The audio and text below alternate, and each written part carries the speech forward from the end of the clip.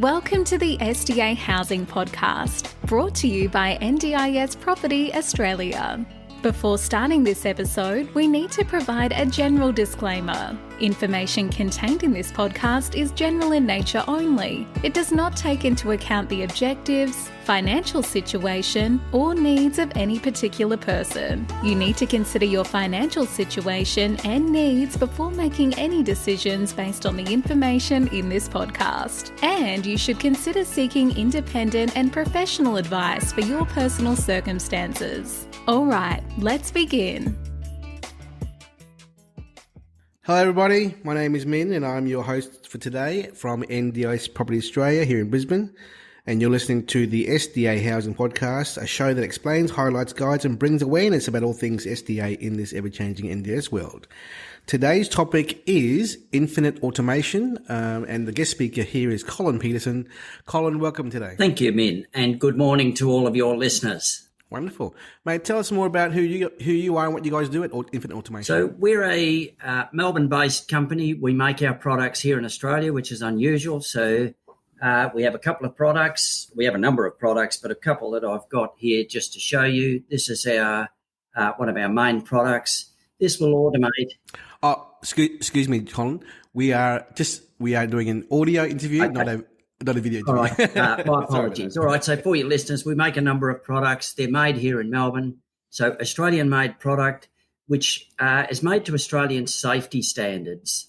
And that's a protection for everybody, for all of the users. The Australian electrical standards are among the highest in the world.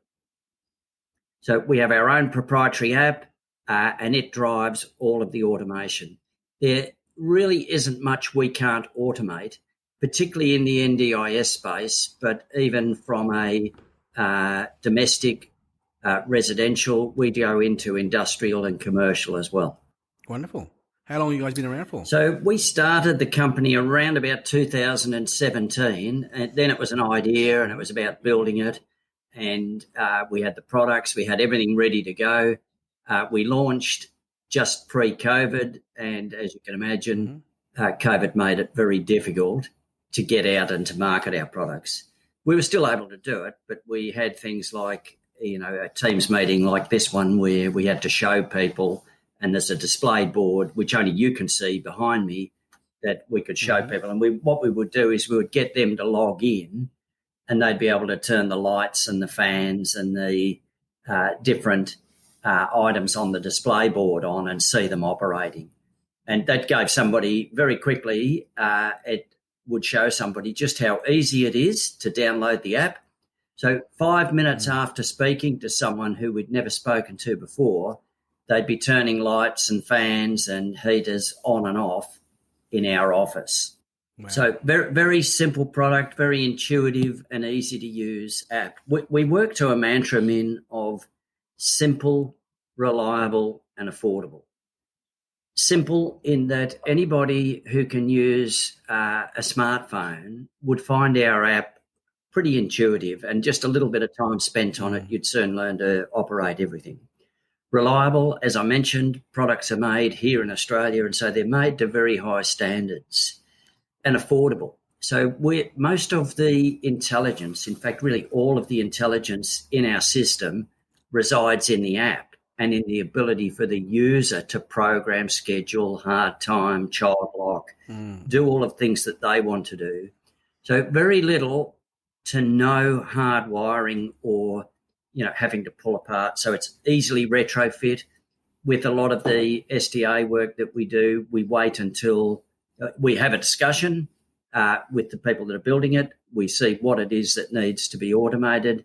And then we pretty much wait until they've completed the homes, and we then have the things retrofit so that we know if there needs to be some hard wiring, but generally there isn't.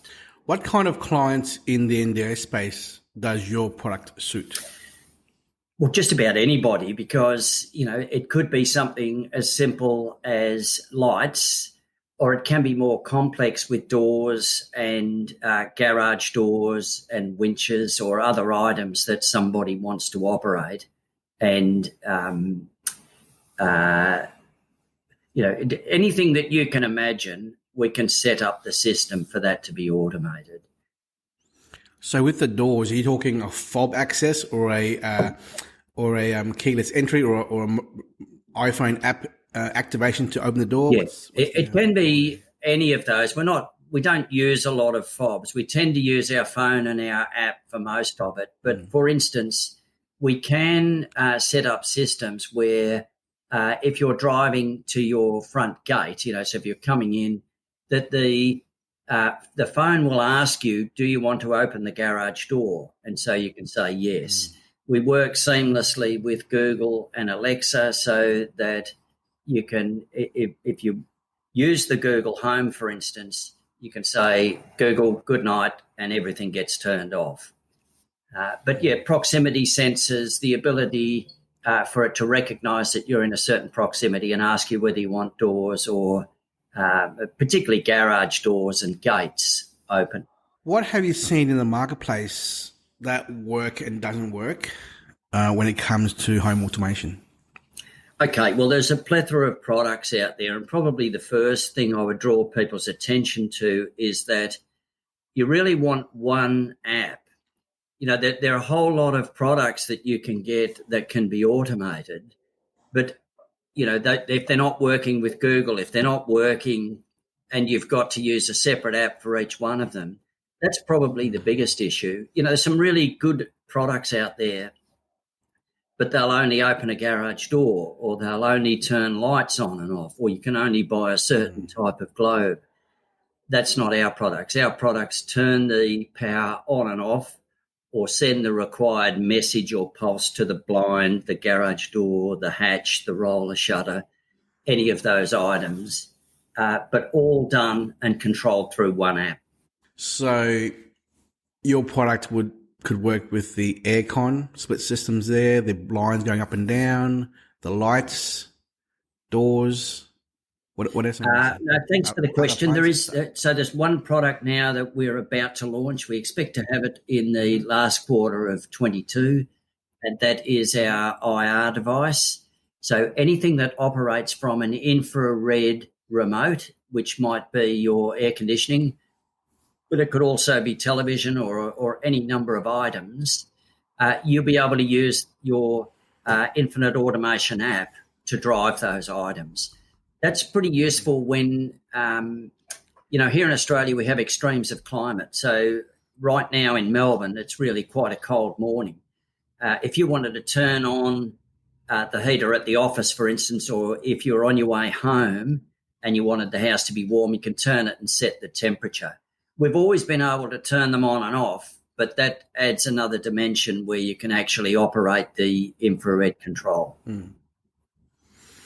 This product is really good for people who are in wheelchairs, living in an accessible environment who can't really communicate to the carer or other co-tenants, and they'll be able to just live in their own little room with their temperature, their lights, volume of sound from their appliances, whatever. That's a perfect way for someone to be living in the new age, I guess, to live independently. They can live independently, and this allows them, as I say, with one app. And that app can be used on a phone, but it can also be used from a desktop or, from a net or on the net. And one other item I might just mention while we're talking about that is that our app is designed for one to multiple users. And so where somebody has high physical support, or there's somebody else that they don't want to feel like they're intruding, but they can look to see, Min hasn't been to the bathroom this morning. So somebody else can see without it being intrusive. They can see what items are used. And, of course, while I mentioned that, so when you turn our app on, anything that you turn on, you'll immediately be able to see the power consumption data.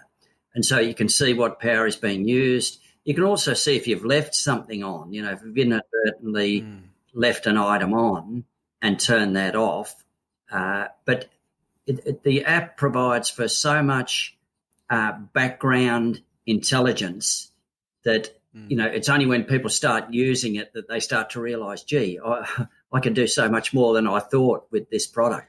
So how does a carer or a carer's business know if a participant has gone to the toilet or not for the day? Or how Well, they can see whether the light was turned on or off or when.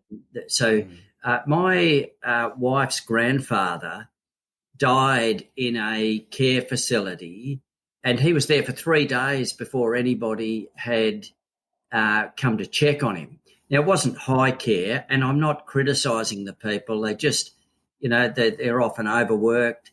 But it was a sad end to somebody who had fought for Australia during the war, had been a prisoner of war on the Burma Railway. So it was really quite a tragic end when, for the want of somebody being able to look at an app and say, hey, Wal hasn't got anything turned on, this is not usual.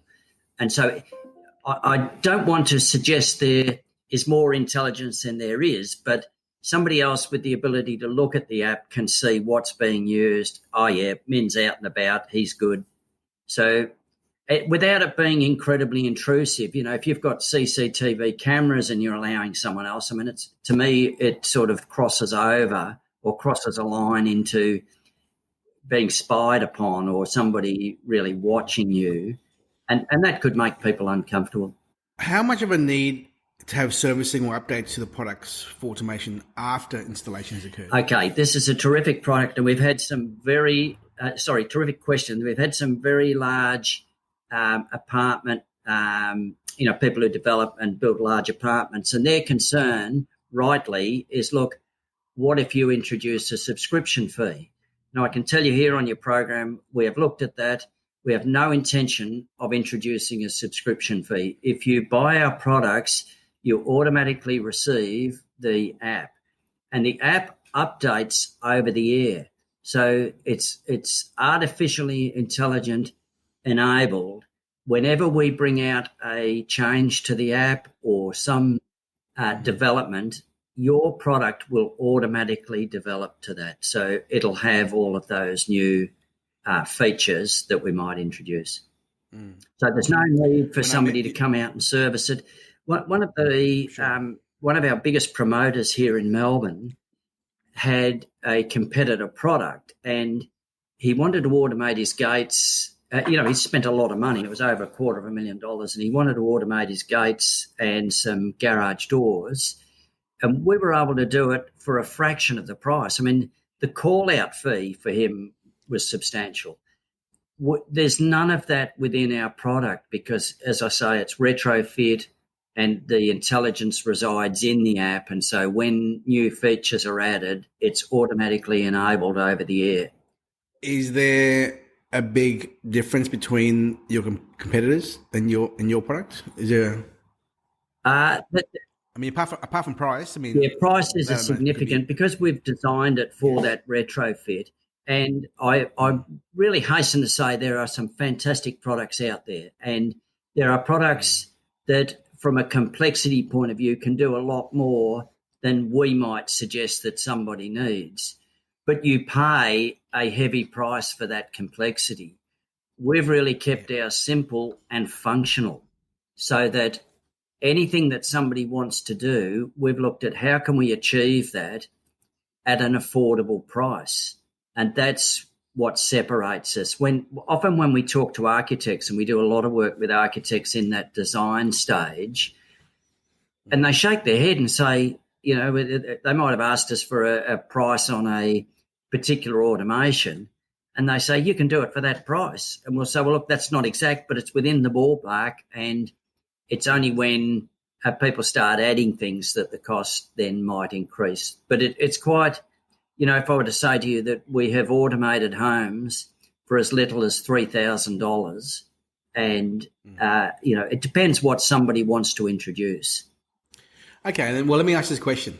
Hypothetical. So we have a 4-bedroom house, carer, office, plus 3 tenants in wheelchairs, and an investor wants to go the full extreme, from voice activation, phone app, blinds, aircon, heater, doors, everything. What would be the minimum cost to them as a budget versus what it could go up as high as? Well, I'm assuming the blind. So let's say the minimum price, where it might be fairly basic, might be around the $4,000, but it might go as high as up to $10,000. And we do have jobs that might come in at $30,000, but they're always combined with security cameras and with things being opened and shut. Remember that you can drive our automation from anywhere in the world, and we've tested it from the US and from India, and the latency is 0.8 of a second. Now that it's almost impossible to see how quickly you can't detect any sort of latency. And so,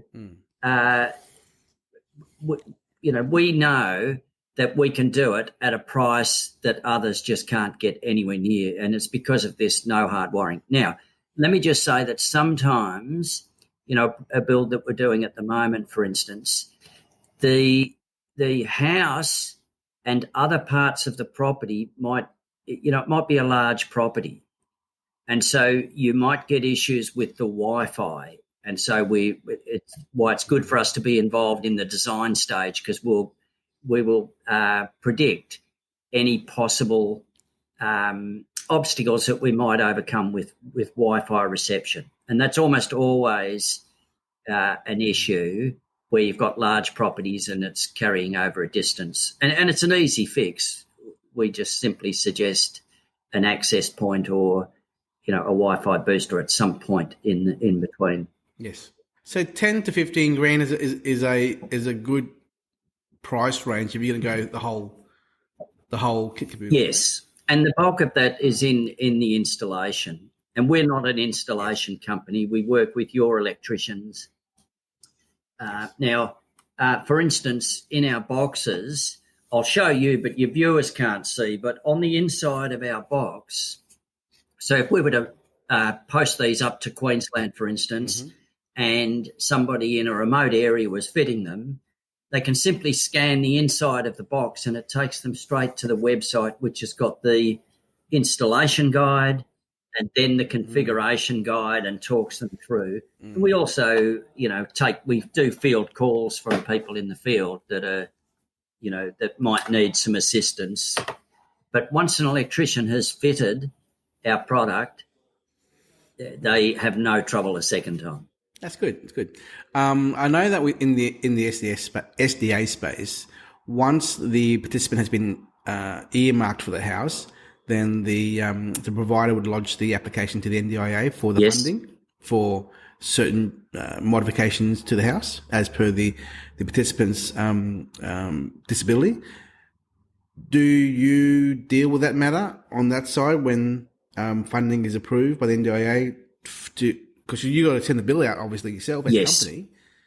Is that billed to the investor first to get a rebate from the government, or do you bill that to the NDIA via the support coordinator or the... We simply receive our instructions from the client. So the client tells us how that is to occur. If the NDIS are paying for instance, then we bill them for that product.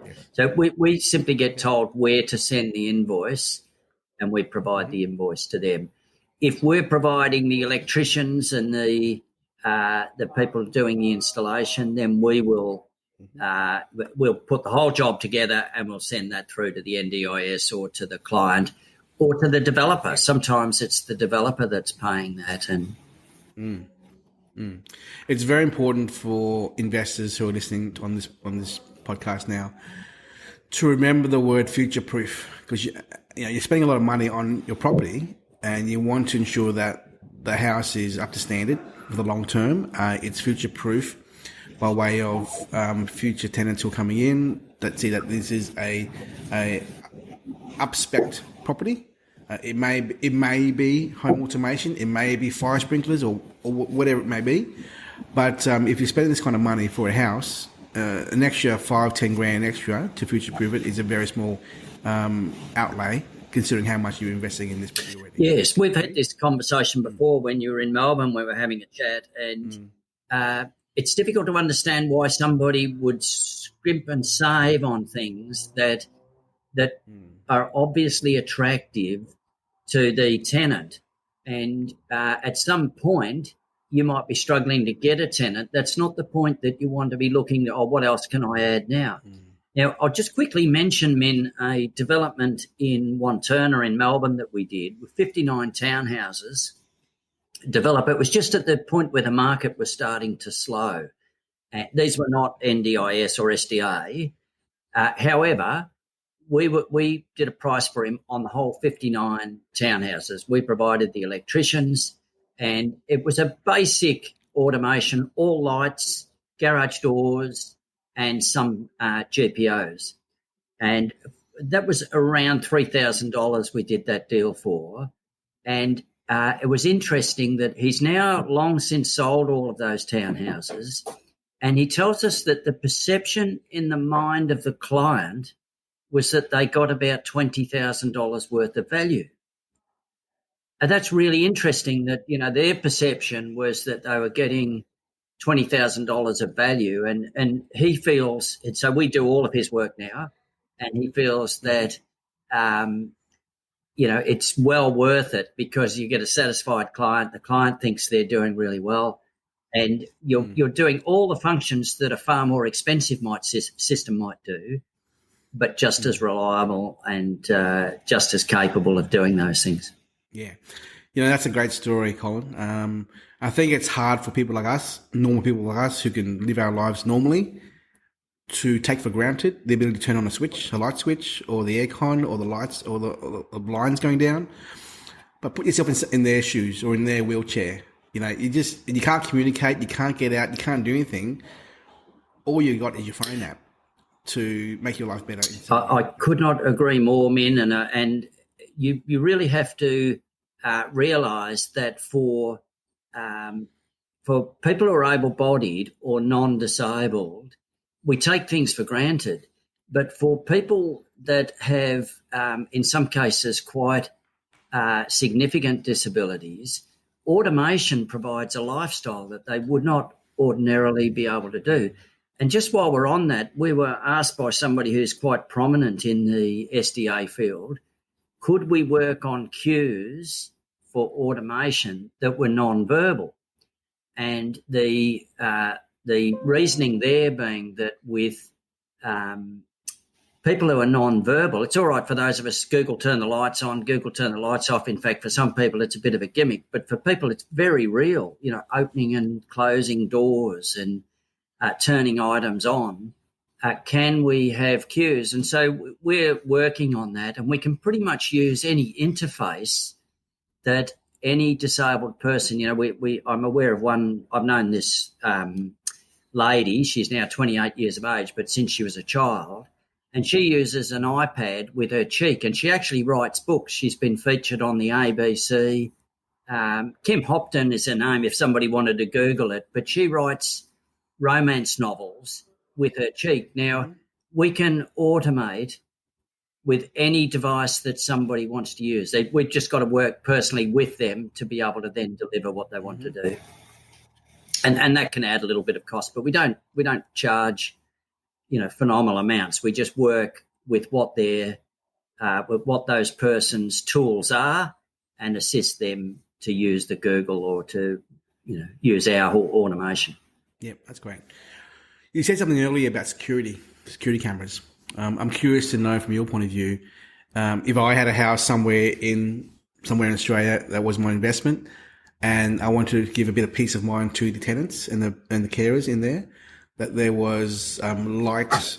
What's the device in the back when there's movement in the backyard, the lights turn on or whatever, something like that in the backyard, in the front yard, to that a deterrent somewhat. I mean, that kind of product, is that inexpensive or is that very expensive, that product there? Well, we don't actually do that. We work with companies that do that. And it's not that, it's relatively inexpensive to have some basic security cameras, just have that security. And a cautionary tale there is to just say that if you think that's what you want to do, because that does involve hardwiring, it's best to think about that at the design stage, because it's quite simple then to get your cabling in or get it. And, we would call out the guys that we work with. We do quite a bit of work with Bosch panels, for instance, and we've now introduced into our app the ability to arm and disarm alarms remotely. Now, anybody, and that's just about all of us, who's heard an alarm going off when you happen to be in the street and you feel powerless, it's not like you can put on your Superman cape and go and fix things. It just becomes an irritation. And so if you're living next to somebody whose alarm's going off all the time, but they don't live there, they live miles away, the ability to arm and disarm on an app is quite a great feature, at least for the person living next door. But going back to the example that you're giving, for instance, deliveries. We all now rely, we're all buying online, we're all getting deliveries, but how do you know that the person coming to deliver your package is the right person? Now, that's where a security camera, and we have a number of clients and people who promote our product who tell us how terrific it is to be sitting in Gisborne looking at their premises in a laneway in North Melbourne. A delivery man rolls up. Yes, that's the right guy. Push the button. Up comes the roller door. They can watch him on security camera. He's delivered the product. He's now out of the premises. I push a button. It comes down, and I'm sitting, 150 kilometres away. So there's some real advantages in being able to do that, and delivery is just one of them. Yes, gotcha. Colin, any final words of advice for people who are thinking about future-proofing their SDA property from your expert experience and what you've seen that does and doesn't work? I mean, what's your... Okay, just one quick story there. I want you to imagine you're going to buy a car tomorrow. You've looked at this car, you've done your research, sounds terrific, really smart-looking car. You jump in the driver's seat to go for a test drive and you look down and it's got a window winder. Now you'd think, gee, really, a window winder in this day and age? Well, all that's happening there is the automation industry has got so far ahead of the housing industry. But we will be there. And if you want to keep your product, if you want to have the best product, automation is a necessity. It's not something you think, I'll put it in later. Think about it now. And that keeps your expense down. Shop around, talk to us, talk to our competitors. We're always happy to provide an obligation-free quote. And we ask for nothing more than the electrical schematics, and we'll give you a rough idea from that. And then we can have a conversation with you. So automation's coming. Yes. Be at the front end. Don't be a dinosaur. Yes. Now, what's the best way for our customers to get in contact with you or your team? So I'm happy to give out my mobile, but you can go to infiniteautomation.com.au and you can make an inquiry on the website and somebody will contact you within a day or so, or you can call me on 0428 799 558. We also have an office number, which I'm happy to give you. And if the office is unattended, then the number will be redirected. And that number is 03 906 92089. Do you service all areas of Australia? Yes, we do. We try and, if it gets into really remote areas, we have to find electricians or have a chat to somebody. But we're keen to make sure that we have that national presence. So just contact us. We've worked down in Tasmania, for instance, and, with a fellow that does a lot of SDA work down there, and I know that he's very happy with the product we've provided. Oh, great. That's great. Colin Peterson, thank you so much for your time. We appreciate it, and hopefully our listeners will take a lot out of this session today. Yeah. Always great to talk to you, man. Have a good day. Thank you, mate. Bye-bye. Bye-bye. Bye. We hope you enjoyed this episode. Please make sure you are subscribed and following us so you can keep in the loop with all of our upcoming episodes. We would really appreciate it if you could leave us a 5-star rating, a written review, and to share this podcast with those that could benefit. Until next time, catch you on the next episode.